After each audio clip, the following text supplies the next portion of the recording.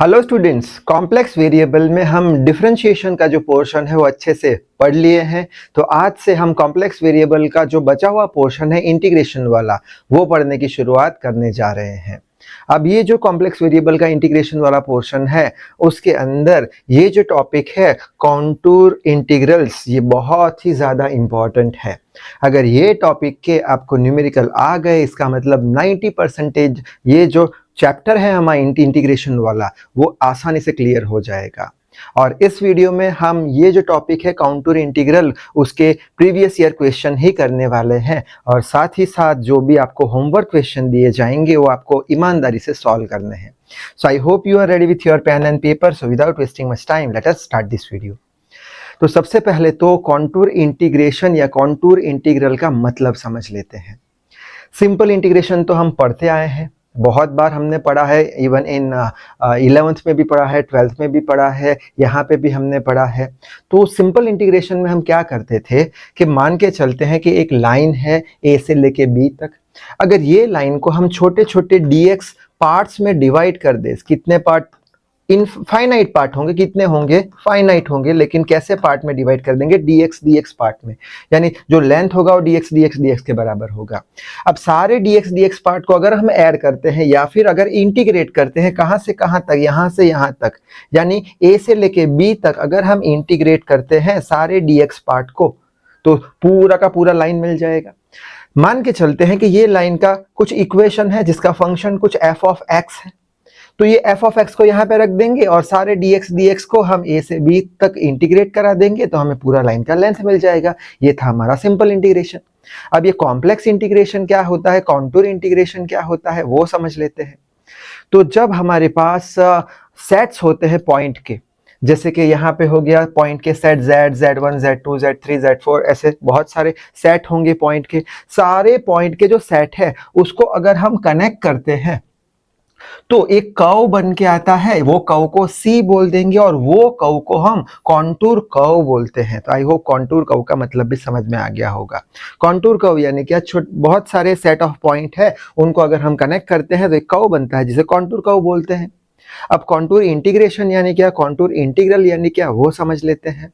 मान के चलते हैं कि ये जो कर्व हमें मिला है उसका कोई फंक्शन fz है, जैसे कि यहाँ पे था fx, तो यहाँ पे fz है। और ये जो fz है वो हर एक पॉइंट पे डिफाइंड है, हर एक पॉइंट पे डिफाइंड है, ठीक है। तो अगर ये जो fz है उसका हम ये जो कॉन्टूर कर्व है उसके अलॉन्ग इंटीग्रेशन करते हैं, छोटे छोटे पार्ट dz को ज्वाइन करते हैं या फिर इंटीग्रेट करते हैं कॉन्टूर कर्व के अलग ये फंक्शन के थ्रू, तो हमें क्या मिल जाएगा? जो भी इंटीग्रेशन मिलेगा किसका? कॉन्टूर कर्व का, उसको कॉन्टूर इंटीग्रल बोल देंगे। तो आई होप कॉन्टूर इंटीग्रल भी समझ में आ गया होगा। सिंपल चीज याद रखनी है कि यहाँ पे जो हम इंटीग्रेशन लिमिट में करते थे fx dx, वहाँ पे हम क्या कर देंगे? fx dx की जगह fz dz कर देंगे। और जो लिमिट यहाँ पे रखते हैं वो यहाँ पे भी रखने की आएगी। जो कर्व की लिमिट होगी वो C को कॉन्टूर कर्व बोल देंगे, ठीक है। तो ये सारी चीज थी कॉन्टूर इंटीग्रेशन के बारे में। अब थोड़ी सी बेसिक बात भी कर देते हैं, जैसे कि बेसिक्स वीडियो में हमने पढ़ा था z is equal to x plus i y, ठीक है, कार्टेशियन का था। और एक्सपोनेंशियल का या पोलर का r थीटा के फॉर्म में क्या था? z is equal to r e raise to i theta. अब यहाँ पे r क्या है वो थोड़ा समझ लेते हैं। बेसिक वीडियो में भी हमने समझा था, थोड़ा रिफ्रेशमेंट मिल जाएगा। r कैसे समझते थे हम, अगर याद हो तो, कि यहाँ पे x और y एक्सिस बना दी। x हमारा हमेशा होता था रियल पार्ट, तो रियल एक्सिस आ गई। y होता था हमारा इमेजिनरी पार्ट, जो यहाँ पे y इमेजिनरी पार्ट बना दिया। अब सपोज कोई एक पॉइंट है, यहाँ पे हमने पॉइंट प्लॉट किया हुआ है, कोई एक पॉइंट जो x डिस्टेंस दूर है और जो यहाँ से y डिस्टेंस ऊपर है। अब यहाँ पे अगर हमें जीरो से यानी ओरिजिन से ये लेंथ ढूंढनी है, जिसको हम r बोल देंगे या फिर जिसको हम z बोल देंगे, मॉड z बोल देंगे, ठीक है। तो ये लेंथ किसके बराबर होगी? तो पाइथागोरस यहाँ पे लगा देंगे ये ट्राइंगल पे। ये x है और ये पूरा कितना है? y है, ठीक है। ये y यहाँ पे शिफ्ट हो गया। तो पाइथागोरस के हिसाब से हमें मॉड z क्या मिलता था या फिर r क्या मिलता था? Under square root of x square plus y square, ठीक है। और मॉड z को हम क्या बोलते हैं, r बोलते हैं, तो मॉड z बराबर क्या बोल देंगे, r बोल देंगे। यानी मॉड z किसके बराबर होता है, हमेशा r के बराबर। r क्या हो गया हमारा, under square root of x square plus y square, ठीक है। और मॉड z की वैल्यू हमें पता है, याद रखी थी, इस पे से रखी थी x square plus under square root of x square plus y square. तो ये इंपॉर्टेंट लाइन यहाँ पे लिखी है, बस इतना याद रखना है, मॉड z का वैल्यू r के बराबर होता है, दैट्स इट, ठीक है। तो ये सारी बेसिक बात करने के बाद अब एक्चुअल में न्यूमेरिकल स्टार्ट करते हैं, तो और अच्छे समझ में आएगा, ठीक है। तो फर्स्ट न्यूमेरिकल है evaluate integration of c z bar d z. इसका हमें आंसर फाइंड करना है, जिसका आंसर फाइंड करना है वो आई मान लेते हैं बराबर, आई बराबर ये आंसर फाइंड कर लेंगे, ठीक है। अब कुछ इंफॉर्मेशन भी देके रखी है, वेर सी यानी कर्व है, कोई कॉन्टूर कर्व है, वेर सी यानी ये वाला C is the right half of the circle, right half of the circle है। Right half of the circle के कैसे बनाएंगे, ये हो गया हमारा राइट साइड का, right half of the circle है, ठीक है। अब ये सर्कल की कुछ लिमिट होगी, लिमिट कौन सी होगी, हमें पता है ये 0 है, ये π/2 है, यहाँ पे क्या आएगा, पाई आएगा, यहाँ पे माइनस π/2 या फिर 3π/2 आएगा, ठीक है। 3π/2 भी लिख सकते हैं, यहाँ पे π/2 है तो इसके एग्जैक्ट नीचे नेगेटिव साइड पे माइनस π/2 लिख लिया। 3π/2 लिखोगे तो भी आंसर सेम आएगा। तो आसानी के लिए ये π/2 है तो ये माइनस π/2 है। यानी ये जो हाफ सर्कल है हमारा, कौन सा, राइट हाफ सर्कल है, उसकी लिमिट कहाँ से कहाँ तक होगी, ये हमारा π/2 और नीचे की साइड माइनस π/2। तो लिमिट भी हमें मिल गई, तो यहाँ पे हमने लिमिट भी लगा दी π/2 से लेके माइनस π/2 तक। अब पता लगाएंगे z का वैल्यू, ठीक है। ये कौन सा है, सर्कल की बात कर रहे हैं, यानी पोलर में जाना पड़ेगा, r cos theta r sin theta वाली बात करनी पड़ेगी। तो सर्कल की बात कर रहे हैं तो z का वैल्यू क्या होगा, z का वैल्यू होगा r e⁻⁴ थीटा होगा, ठीक है। अच्छा, अब यहाँ पे हमें तो z बार की वैल्यू ढूंढनी है, z बार की वैल्यू। तो z बार क्या होगा हमारा, कॉन्जुगेट होगा। कॉन्जुगेट के लिए क्या करते थे, जो भी इमेजिनरी पार्ट है वहां पे नेगेटिव साइन लगा देना है, तो ये z बार हो गया। अच्छा, अब z bar equal to r e⁻⁻I theta. अब यहाँ पे क्या r की वैल्यू हम लगा सकते हैं, हाँ लगा सकते हैं। कैसे, मॉड z कितना दिया है, 2 दिया है, मॉड z 2 दिया है। और अब भी हमने देखा था मॉड z का वैल्यू किसके बराबर होता है, r के बराबर। यहाँ पे लिखा था मॉड z का वैल्यू r के बराबर होता है। तो मॉड z 2 दे के रखा है, तो मॉड z बराबर r होता है, तो r का वैल्यू 2 मिल गया। तो ये r का वैल्यू 2 यहाँ पे रख दिया हमने, ठीक है। तो z का वैल्यू मिला 2e⁻⁻I थीटा। अब हमें तो z बार की वैल्यू चाहिए, यानी ये जो इमेजिनरी पार्ट है वहां पे नेगेटिव साइन लगा देंगे, तो z बार की वैल्यू मिल जाएगी -I थीटा। तो z बार की जो वैल्यू मिली हमें 2e⁻⁻I थीटा, वो z बार की वैल्यू यहाँ पे रख दी। अब क्वेश्चन आएगा, क्या थीटा को हम z के रिस्पेक्ट में इंटीग्रेट करा सकेंगे, नहीं करा सकेंगे। यानी कि अगर थीटा को इंटीग्रेशन कराना है तो हमें dz का वैल्यू d थीटा में ढूंढना पड़ेगा, तब जाके इंटीग्रेशन पॉसिबल होगा। तो नेक्स्ट स्टेप में अब dz की वैल्यू फाइंड करेंगे d थीटा के फॉर्म में। कैसे फाइंड करेंगे, ये इक्वेशन है हमारे पास। अब ये इक्वेशन को हम छुएंगे भी नहीं, क्यों, हमें dz का वैल्यू चाहिए, dz बार का नहीं चाहिए। तो इसको, ये इक्वेशन को विथ रिस्पेक्ट टू थीटा हम डिफरेंशिएट करा देंगे। तो हम क्या बोलेंगे, dz बाई d थीटा, ठीक है। थीटा के रिस्पेक्ट में इसको हमें डिफरेंशिएट कराना है, तो थीटा के लिए 2 टर्म कांस्टेंट, डिफरेंशिएशन के बाहर e⁻I थीटा का e⁻x का e⁻x ही होता है, और साथ में इसका मल्टीप्लिकेशन में इसका डिफरेंशिएशन करना पड़ेगा। इसका डिफरेंशिएशन i आ जाएगा, तो यहाँ पे लिख लिया, ठीक है। कैसे किया एक बार बता देता हूँ। यहाँ पे हमने क्या किया, dz बाई d थीटा, ठीक है। तो थीटा के लिए 2 कांस्टेंट, तो डिफरेंशिएशन के बाहर e⁻x का e⁻I थीटा हो गया, और यहाँ पे I थीटा है तो उसका वापस से डिफरेंशिएशन करना पड़ेगा I थीटा का, ठीक है। तो क्या हो जाएगा, 2e⁻I थीटा, I तो कांस्टेंट है, डिफरेंशिएशन के बाहर d by d theta of theta, so 2e⁻I theta into I, theta का विथ रिस्पेक्ट टू थीटा 1 होता है, तो 2e⁻I थीटा इंटू I आ जाएगा। तो इतनी बात याद रखनी है हमें बस। अगर इंटीग्रेशन होता तो e⁻x का e⁻x, और जो इसका कांस्टेंट है वो नीचे आ जाता, डिफरेंशिएशन में मल्टीप्लाई में होता है, इंटीग्रेशन में डिनोमिनेटर में चला जाता है, ठीक है।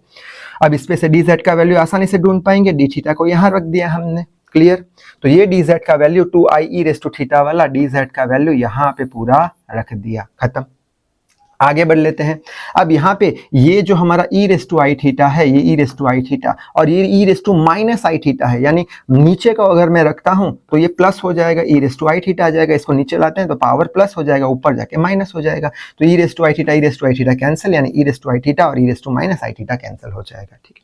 बचा क्या हमारे पास, 2 2 ज़ा 4 बचा, तो ये 4 हमने लिख लिया, साथ में क्या है, I है, तो I लिख लिया, और d थीटा, बस अब तो क्या करेंगे, इसको 4 और i कांस्टेंट है तो इंटीग्रेशन के बाहर निकाल देंगे, इंटीग्रेशन ऑफ डी थीटा हो जाएगा हमारा। इंटीग्रेशन ऑफ डी थीटा कितना होता है, इंटीग्रेशन ऑफ dx कितना होता है x, ठीक है। इंटीग्रेशन ऑफ dy कितना होता है y, तो इंटीग्रेशन ऑफ डी थीटा कितना होगा थीटा, तो थीटा रख दिया। बस अपर लिमिट माइनस लोअर लिमिट करेंगे, अपर लिमिट यानी थीटा की जगह पहले π/2 रखेंगे, माइनस ऑलवेज माइनस करके लोअर लिमिट थीटा की जगह माइनस π/2 रखेंगे, माइनस माइनस प्लस आ जाएगा तो ये 2 टाइम्स π/2 आ जाएगा, 2 से 2 कैंसिल हो जाएगा तो आंसर आ जाएगा हमारा 4πi। सो आई होप ये न्यूमेरिकल क्लियर हो चुका होगा। आगे बढ़ लेते हैं नेक्स्ट न्यूमेरिकल की ओर। नेक्स्ट है इवेल्युएट, ये वाला हमें देके रखा है, इसका आंसर ढूंढना है, इसका आंसर ढूंढना है यानी उसको i के बराबर मान दिया, इसका आंसर ढूंढना है। और c क्या है, वो अपना कॉन्टूर कर्व है। c क्या है, left half of the unit circle है, ठीक है। लेफ्ट हाफ यानी ये साइड का, लेफ्ट साइड का left half of the unit circle है।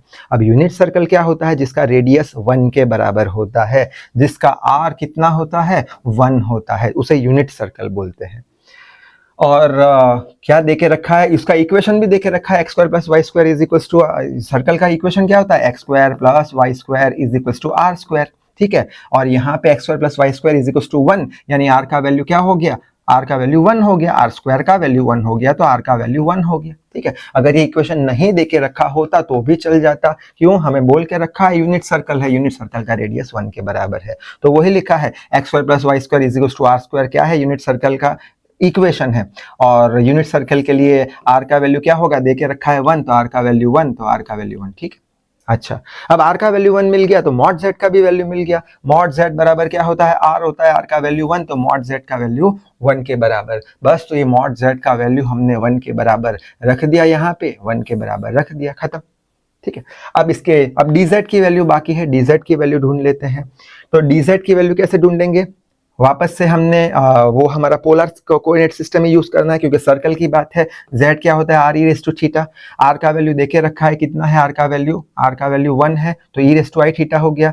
हमें dz को d थीटा में कन्वर्ट करना है हर एक न्यूमेरिकल में, तो dz by d theta is equal to e raise to i theta का e raise to i theta, और थीटा के साथ जो कांस्टेंट है मल्टीप्लाई में आया जाएगा, जो देख लिया हमने। थीटा को वो साइड ले जाएंगे तो हमें dz का वैल्यू मिल जाएगा, तो ये dz का वैल्यू पूरा i e raise to i theta d theta पूरा हमने लिख लिया, ठीक है। अब बात करेंगे इसके लिमिट की, कि लिमिट कैसे लगाएंगे इसकी। तो ये कहां से कहां जा रहा है, माइनस जेड से माइनस आई से माइनस प्लस आई जा रहा है। अब आई कौन सी होती है axis, imaginary axis y axis को बोलते हैं, ठीक है। ये हमने कुछ देर पहले देखा था, ये हमारी इमेजिनरी एक्सिस आई होती है, ठीक है, वाई वाली। तो यहाँ पे हम y एक्सिस को मानेंगे, हमारी है ही इमेजिनरी एक्सिस वो, माइनस आई से प्लस आई, माइनस आई से नहीं ऐसे जा रहा है, ये डायरेक्शन बता के रखी है, ऐसे करके ऐसे जा रहा है, ठीक है। ये हमारा राइट लेफ्ट हाफ सर्कल है।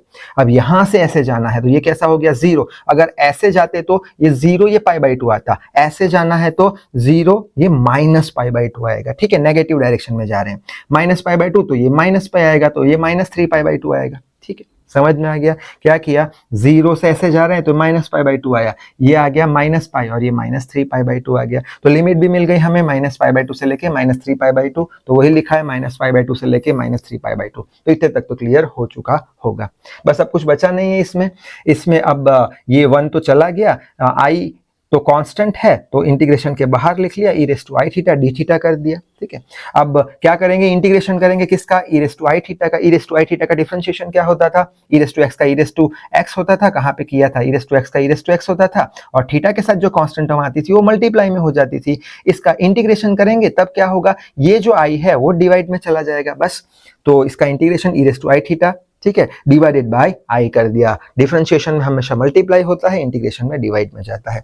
माइनस π/2 से लेके 3π/2, इतनी बात भी समझ में आ गई, ठीक है। आगे बढ़ लेते हैं। आप क्या करेंगे, ये आई से आई कैंसिल हो जाएगा, बचेगा सिर्फ ई रेस टू आई थीटा। अब अपर लिमिट माइनस लोअर लिमिट करेंगे तो थीटा की लिमिट है ना कि ई की लिमिट है, क्योंकि ये डी थीटा है इसलिए, तो ई रेस टू आई थीटा की जगह माइनस 3π/2 लगा दिया, ठीक है, और माइनस लोअर लिमिट थीटा की जगह माइनस π/2 लगा दिया, ठीक है। अब ये कैसा दिख रहा है, ये पूरा थीटा है, ठीक है। हमने पढ़ा था equation e raise to minus i theta का, क्या था, ये 3π/2 थीटा के बराबर है, क्या था याद हो तो, वो था कॉस थीटा माइनस आई साइन थीटा। बस तो यही इक्वेशन में कन्वर्ट कर देंगे, जहां भी थीटा होगा 3π/2 कर देंगे, तो cos 3π/2 माइनस आई साइन 3π/2। ठीक है, हो गया। उसी तरीके से ये हमारा हो गया π/2 थीटा e⁻i थीटा, थीटा की जगह π/2 रख देंगे, क्या करेंगे cos π/2 माइनस आई साइन π/2। ठीक है, समझ में आ गया। वैल्यू सिंपली रख देंगे जो हमने 10th और 11th में याद रखी थी, कौन सी है, cos 3π/2 की वैल्यू 0 रख दी, माइनस साइन 3π/2 की वैल्यू -1 रख दी, cos π/2 की वैल्यू 0 रख दी और साइन π/2 की वैल्यू 1 रख दी।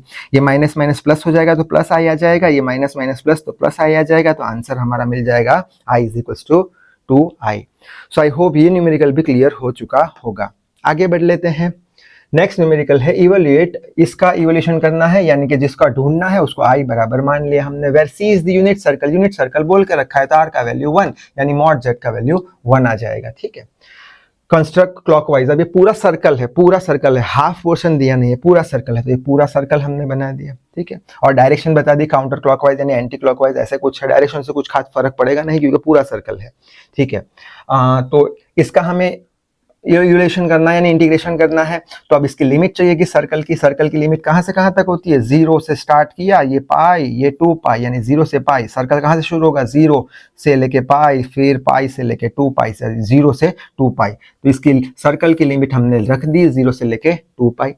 अब वैल्यू ढूंढेंगे z की, सर्कल है तो हमें एक्सपोनेंशियल r थीटा का फॉर्म यूज करना पड़ेगा। तो z का वैल्यू क्या होता है, r e⁻i थीटा। r का वैल्यू रखेंगे कैसे, यूनिट सर्कल बोल के रखा है तो r का वैल्यू 1 हो जाएगा, तो यहाँ पे 1 रख देंगे, तो हमें z का वैल्यू मिल गया e⁻i थीटा। तो z का वैल्यू हमने यहाँ पे रख दिया e⁻i थीटा। ठीक है, अच्छा अब आई थीटा है तो थीटा को z के रिस्पेक्ट में डिफरेंशिएट नहीं कर पाएंगे, तो z की वैल्यू हम थीटा के फॉर्म में फाइंड करेंगे। कैसे फाइंड करेंगे, ये रहा इक्वेशन, इसको थीटा में कन्वर्ट करना है यानी डी z की जगह डी थीटा चाहिए हमें, तो डिफरेंशिएट करा देंगे, dz/d theta is equal to e⁻x का e⁻x और साथ में जो थीटा के साथ कांस्टेंट है वो मल्टीप्लाई कर देंगे, थीटा को वो साइड ले आएंगे तो dz का वैल्यू मिल जाएगा i e⁻i theta d theta, i e⁻i theta d theta, dz का वैल्यू रख दिया, खत्म। वापस से e⁻i थीटा कैंसिल हो जाएगा, बचेगा क्या यहाँ पे i और d थीटा। i कैसा है, कांस्टेंट है, इंटीग्रेशन के बाहर। d theta, integration of d theta क्या होता है, अभी देखा था हमने, integration of dx integration of dy integration of dt तो इंटीग्रेशन ऑफ d थीटा। बस अब अपर लिमिट माइनस लोअर लिमिट कर देंगे, पहले थीटा की जगह हम 2π रखेंगे, फिर माइनस लोअर लिमिट थीटा की जगह 0, तो आंसर आ जाएगा हमारा i = 2πi। So I hope ये न्यूमेरिकल भी क्लियर हो चुका होगा। आगे बढ़ लेते हैं। नेक्स्ट है इवैल्यूएट cos z dz का ढूंढना है, जो ढूंढना है वो i के बराबर मान लेंगे। c is the semi circle देके रखा है, मॉड z का वैल्यू पाई देके रखा है, कहां से कहां तक सर्कल है, -π, i से लेके πi, यानी कि यहाँ पे लिमिट दे के रखी है ऑलरेडी, तो सीधा यहाँ पे हम लिमिट लगा देंगे। ठीक है, बस अब ये dz को d थीटा में कन्वर्ट करने की जरूरत है नहीं। क्यों जरूरत नहीं है, क्योंकि cos z का ही फंक्शन दिया है, तो कोई मगजमारी नहीं इसमें, तो एकदम आसान न्यूमेरिकल है। तो डायरेक्ट इंटीग्रेशन करेंगे, cos z का क्या हो जाएगा, cos का साइन हो जाएगा, -πi से लेके πi, अपर लिमिट माइनस लोअर लिमिट, पहले हम z की जगह पे πi रखेंगे, माइनस लोअर लिमिट z की जगह -πi रख देंगे। ठीक है, आगे बढ़ लेते हैं। z πi, ये जो पाई है वो माइनस बाहर साइन हम निकाल देंगे, तो माइनस साइन πi हो जाएगा, माइनस माइनस प्लस हो जाएगा, तो sine πi plus sine πi, answer मिल जाएगा i = 2 sin πi। I hope ये भी न्यूमेरिकल क्लियर हो चुका होगा। आगे बढ़ लेते हैं। Evaluate re of z dz। ठीक है, इसका हमें इंटीग्रेशन करना है, तो जिसका करना है वो यहाँ पे हमने लिख लिया, सिंपल सी बात। अब थोड़ा सा समझने वाली चीज है, c जो है यहाँ पे, c जो है vertically from 1 + i to 1 + 2i। अब ये जो c कर्व है वो कैसा है, वर्टिकल है, वर्टिकल ऐसे है, तो ये वर्टिकल कर्व बना दिया, ऐसे वर्टिकल कर्व बना दिया। कहां से कहां तक है, i + 1 से लेके i + 2i है, वर्टिकल है, समझ गए। कहां से कहां तक है, यहां से लेके यहां तक है, ग्राफ में कहां भी आप प्लॉट कर सकते हो, खाली समझने के लिए, यहां से लेके यहां तक है। देन हॉरिजॉन्टली यानी अब ऐसा हो गया है, यहां से यहां तक वर्टिकली है, और हॉरिजॉन्टली कहां तक जा रहा है, 3 + 2i तक जा रहा है। हॉरिजॉन्टली कहां तक जा रहा है, 3 + 2i तक जा रहा है। तो इतनी बात तो समझ में आ गई होगी। ठीक है, तो ऐसा कुछ कर्व अब देके रखा है और ये हमें पार्ट ढूंढना है। तो अब सबसे पहले तो re ऑफ z ढूंढना पड़ेगा हमें। ठीक है, तो z क्या होता है, सबसे पहले z क्या होता है, x + iy। अब इसमें पोलर की जरूरत है नहीं, सर्कल बर्कल कुछ देखे रखा नहीं है, तो z = x + iy, जहां पे x होता है रियल पार्ट। ठीक है, x होता है रियल पार्ट और ये इमेजिनरी पार्ट, यानी हमें क्या बोला है, real part of z, real part of z तो x ही होगा, ये तो 0 हो जाएगा, रियल पार्ट नहीं है तो इमेजिनरी पार्ट है, रियल पार्ट x है, तो रियल पार्ट ऑफ z क्या हो जाएगा, x हो जाएगा। आई होप बात समझ में आ रही है। क्या बोला, रियल पार्ट पूछा है तो रियल पार्ट x ही लिखना है, तो z बराबर x लिख लिया। अब z बराबर x लिख लिया, यानी ये पूरा रियल पार्ट x लिख लिया, dz, अब dz को किसके टर्म में कन्वर्ट करना पड़ेगा, dz को हमें dx के टर्म में कन्वर्ट करना पड़ेगा, क्यों, तभी जाके तो x का इंटीग्रेशन हो पाएगा। ठीक है, तो कैसे कन्वर्ट करेंगे वो देख लेते हैं। तो यहाँ पे हमारे पास ये इक्वेशन है z is equal to x plus i y, इसका हम इंटीग्रेशन अगर डिफरेंशिएशन करते हैं तो हमें dz मिलेगा, dz इज इक्वल टू इसका हो जाएगा dx plus i constant into dy, simple सा इंटीग्रेशन है, dz is equal to dx plus i constant बाहर dy। ठीक है, तो dz का वैल्यू भी हमें मिल गया, तो dz का वैल्यू हम ये जो वैल्यू है यहाँ पे रख देंगे, dx प्लस आई dy, ये भी हमें मिल चुका है। बस आगे बढ़ते हैं। अब यहाँ पे हम क्या करेंगे कि यहाँ पे दो कर्व है, ठीक है, तो दोनों कर्व को अलग अलग इंटीग्रेट कराएंगे, पहले कर्व C1 ले लेंगे फिर प्लस कर्व C2 ले लेंगे, तो फाइनल आंसर आ जाएगा। तो वही किया है यहाँ पे, ये पूरा जो है C1 के बराबर मान लिया और ये पूरा प्लस करके C2 के बराबर मान लिया, इजीनेस के लिए दो टुकड़ों में तोड़ दिया है। ठीक है, अब कैसे दो टुकड़ों में तोड़ना है देख लेते हैं। अब यहाँ पे x की वैल्यू 1 रखी है, अब x की वैल्यू क्यों 1 रखी है वो समझ लेते हैं। C1 कर्व, C1 कर्व यानी इसकी बात कर रहे हैं, C1 कर्व यानी इसकी बात कर रहे हैं। ठीक है, C1 कर्व में कौन सा कांस्टेंट है, 1 कांस्टेंट है, तो C1 कर्व में x बराबर 1 ले लेंगे, 1 कांस्टेंट इसलिए 1 ले लिया हमने। ठीक है, dx बराबर 0 लिया, क्यों dx बराबर 0 लिया, क्योंकि x है हमारे पास, x को अगर डिफरेंशिएट कराते हैं यानी 1 का डिफरेंशिएशन 0, तो dx is equal to 0, constant का डिफरेंशिएशन 0, तो ये हमारा 0 हो गया। I d y as it is लिख लिया हमने, समझ में आ गया। कांस्टेंट 1 था इसलिए x की जगह हमने 1 रखा, ये C1 कर्व की बात कर रहे हैं, यहाँ पे 1, यहाँ पे 1 है। ठीक है, अच्छा फिर ये तो हमारा क्या हो गया, 1 1 कैसे लाए सर ये, अरे ये क्या है हमारा z is equal to x plus i y. ठीक है, x कितना है 1 है, y कितना है, y कितना है कुछ है नहीं, यानी 0 तो हो नहीं सकता, 1 है। ठीक है, 0 तो पूरा 0 हो जाएगा, तो y 1 है, इस तरीके से लाए। यहाँ पे भी वही तरीका अपनाया, क्या है ये x प्लस आई वाई। ठीक है, तो यहाँ पे x कितना है, 1 है, ठीक है, और y कितना है 2 है, तो 1 2 आ गया। तो यहाँ पे कांस्टेंट क्या है, x है, तो x 1 रख दिया। अब C2 कर्व की बात करेंगे तो C2 कर्व में x तो वेरिएबल है, C2 कर्व में देखो x क्या है 1 और 3 तो वेरिएबल है, तो हमने x एज इट इज रख दिया। ठीक है, बाद में dx प्लस dy, dx का वैल्यू भी एज इट इज रखा, क्यों dx का वैल्यू एज इट इज रखा, क्योंकि x हमने माना है, यहाँ पे x रखा है। ठीक है, और dy का वैल्यू क्या हो जाएगा, dy का वैल्यू यहाँ पे लिखा है, dy का वैल्यू 0 हो जाएगा। क्यों 0 हो जाएगा, क्योंकि यहाँ पे y कितना है 2 है, कांस्टेंट 2 है। ठीक है, y कांस्टेंट 2 है तो 2 का डिफरेंशिएशन 0, यानी dy करेंगे, अगर dy करेंगे तो 2 कांस्टेंट है तो dy 0 आ जाएगा, y 2 है, लेकिन y 2 यहाँ पे रख नहीं सकते क्योंकि x है यहाँ पे, समझ रहे हो। ठीक है, और यहाँ पे dx बराबर 0 नहीं रख सकते क्योंकि ये C1 के लिए और हम C2 की बात कर रहे हैं, हम C2 की बात कर रहे हैं। ठीक है, अच्छा आगे बढ़ लेते हैं, इंटीग्रेशन ऑफ C1। अब क्या करेंगे, ये हमारा पूरा 0, आई डी वाई खाली बचेगा, यहाँ पे हमारा x dx ये पूरा 0, x dx बच जाएगा। ठीक है, आगे बढ़ लेते हैं, अब लिमिट की बात करते हैं।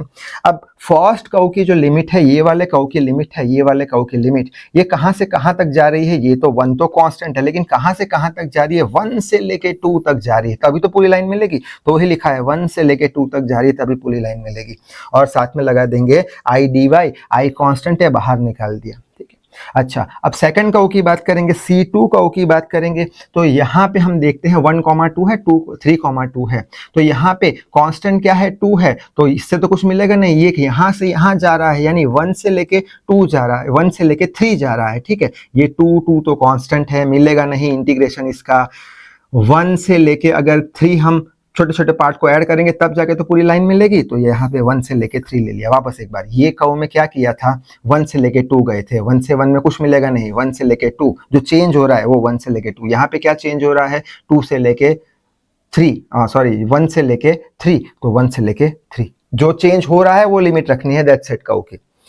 अच्छा अब आई कांस्टेंट बाहर, इंटीग्रेशन ऑफ dy का y 1 से लेके 2, इंटीग्रेशन ऑफ x का क्या होता है, इंटीग्रेशन x² 2, बस अब लिमिट रखनी है i, y की जगह upper limit 2 minus lower limit 1 plus 2 को बाहर निकाल देंगे, x³ ये अपना एक्स स्क्वायर है अपना शायद से, ठीक है, लिखने में मिस्टेक कर दी, यहाँ पे हमारा एक्स स्क्वायर है, ठीक है, तो ये एक्स स्क्वायर आ गया, पेन का कलर, हाँ, ये एक्स स्क्वायर बाई टू, ये वन हाफ बाहर निकाल दिया, x square by two i, ये टू माइनस वन कितना, वन, वन हाफ। अब क्या करेंगे यहाँ पे upper limit minus lower limit, तो थ्री का square minus lower limit one का स्क्वायर आ जाएगा, तो i is equal to i plus one half, three three ज़ा नाइन, ये माइनस वन, तो i is equal to I one half, nine minus one कितना होता है, एट होता है, बस तो इसको टू से फोर जाएगा, टू फोर ज़ा एट, तो वन प्लस फोर आई आ जाएगा, one plus sorry i plus four आ जाएगा, आई प्लस फोर आ जाएगा। सो आई होप ये न्यूमेरिकल भी क्लियर हो चुका होगा।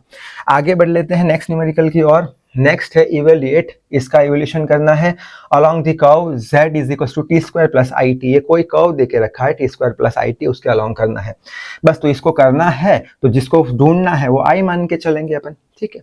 z बार देके रखा है, अब z बार कैसे ढूंढेंगे हम, अब z का वैल्यू तो देके रखा है यहाँ पे, z is equal to t square plus i t. z bar चाहिए तो हमेशा क्या वो याद रखते थे, इमेजनरी पार्ट को माइनस साइन दे देना है, तो इमेजनरी पार्ट को माइनस साइन दे दिया, यानी कॉन्जुगेट मिल गया हमें, तो z बार का वैल्यू मिल गया, z बार का वैल्यू यहाँ पे रख दिया हमने, ठीक है। अब यहाँ पे t के टर्म में है और ये z के टर्म में है, यानी इसको हमें dt के फॉर्म में कन्वर्ट करना पड़ेगा, तभी जाके तो t का इंटीग्रेशन हो पाएगा।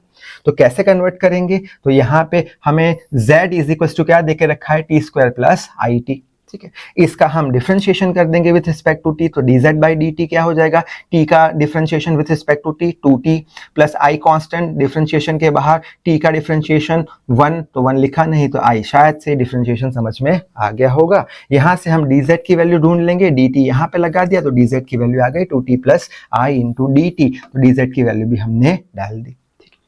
बस अब इसको ओपन द ब्रैकेट करेंगे, कैसे करेंगे, यहाँ पे ये मल्टीप्लाई करेंगे तो 2t क्यूब आ जाएगा, ठीक है, फिर प्लस का साइन आई टी स्क्वायर आ जाएगा, फिर माइनस का साइन आएगा यहाँ पे टू आई टी स्क्वायर, फिर माइनस का साइन ही रहेगा, इसके साथ मल्टीप्लाई होगा आई स्क्वायर टी, ठीक है, डी टी साथ में लगा दिया, ठीक है। ये हो गया हमारा 2t cube as it is लिख लिया। ये क्या है, आई t square minus 2it square, यानी 2it स्क्वायर है और यहाँ पे it स्क्वायर है, ठीक है, यानी कि it square minus 2it square, तो कितना बचेगा, माइनस it स्क्वायर बचेगा, शायद से सिंपल सा सब्ट्रैक्शन है, ठीक है।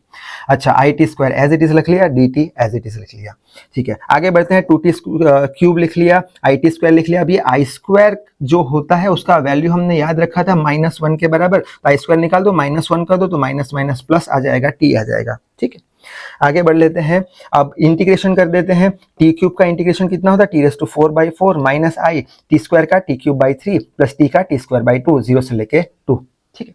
अब ये 0 से लेके 2 लिमिट कहाँ से लाए वो हमने नहीं समझा, तो वो समझ लेते हैं। 0 से लेके 2 कहाँ से लाए, हमारे पास ये इक्वेशन देके रखा है z is equal to t square plus i T.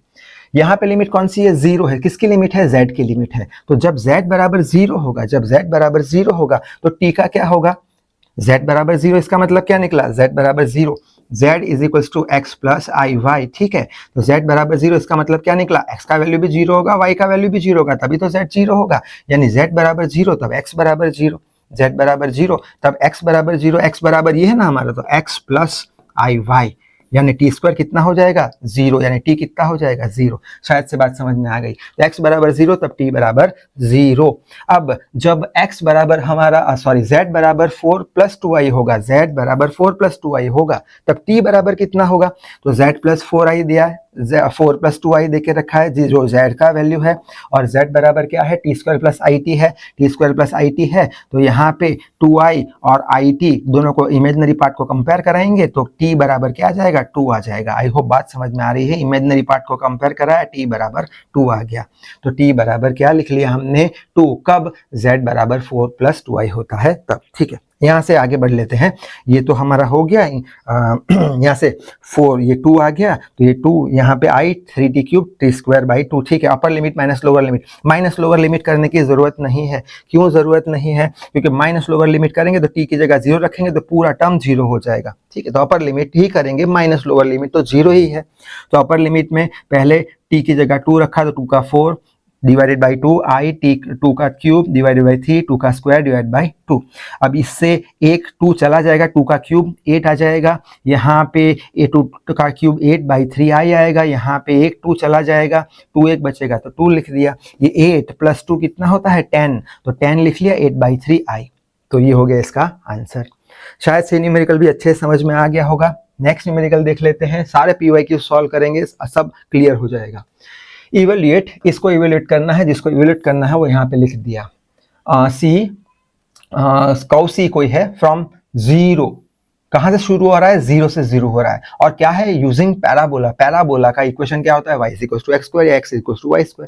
Parabola है, कहाँ से शुरू हो रहा है 0 से शुरू हो रहा है, और कहाँ तक जा रहा है 1 + i तक जा रहा है। ठीक है, तो पैराबोला है 0 से शुरू हो रहा है, 0 से शुरू हो रहा है, कहाँ तक जा रहा है 1 + i तक जा रहा है। पैराबोला यानी y = x² दे के रखा है, y = x²। इतनी बात तो समझ में आ गई, और इसका हमें फाइंड करना है आंसर, बराबर।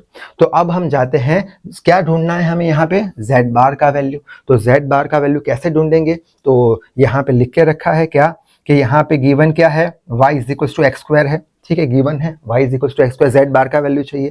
z क्या होता है हमारा x + iy होता है, z x + iy होता है।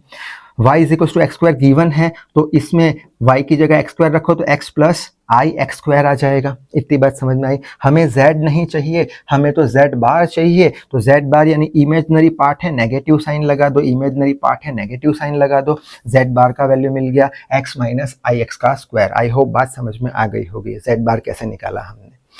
ठीक है, अब दूसरा क्या चाहिए, dz का वैल्यू चाहिए। क्यों dz का वैल्यू चाहिए, क्योंकि यहाँ पे z बार का वैल्यू x के फॉर्म में आया, तो dz को हम dx के फॉर्म में कन्वर्ट करेंगे। ठीक है, तो कैसे करेंगे, ये हमारे पास इक्वेशन है, dz को dx के फॉर्म में कन्वर्ट करना है, डिफरेंशिएट कर दो। तो यहाँ पे z का dz हो जाएगा, x का dx हो जाएगा, i कांस्टेंट बाहर, x² का क्या होगा 2x, और साथ में dx, सिंपल सा है एकदम। ठीक है, वापस से क्या किया हमने, z dz कर दिया, x को dx कर दिया, प्लस i कांस्टेंट बाहर, x² का 2x और बचा dx।